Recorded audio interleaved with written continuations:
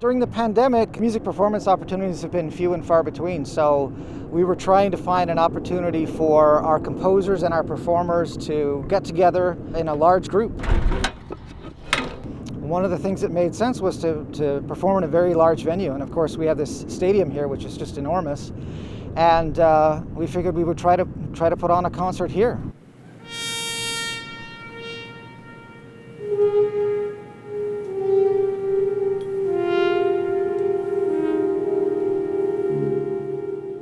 Quite something to have this all come together. We're basically a year from everything shut down, and you feel like a rebirth is coming with something like this. This ambitious project that paired the composition department, all the composers, as well as the performers here at the Shepherd School, and so it was quite the feat to bring it together.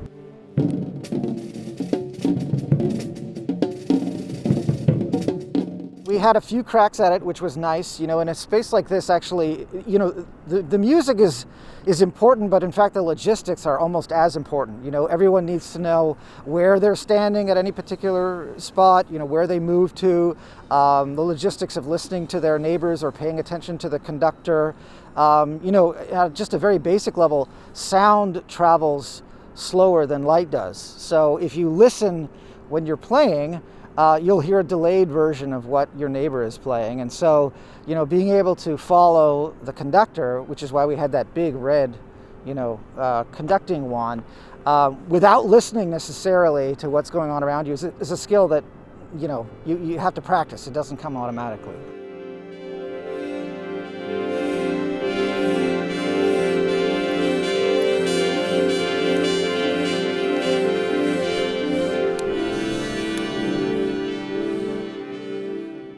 There were 5 composers on the program, and we composed site-specific pieces. And we first came out here in the beginning of the fall semester, just the composers, and we stood in the middle of the field and had someone clap in the bleachers, and we tried to clap at the same time, and it was impossible.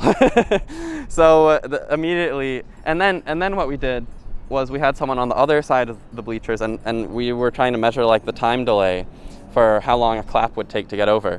And yeah, there was a significant delay, so we knew that we had to compose pieces that kind of, depending on the composer, some of us wanted to use pieces that didn't rely so much on strict rhythmic grids. So the more flexible the piece, the better out here.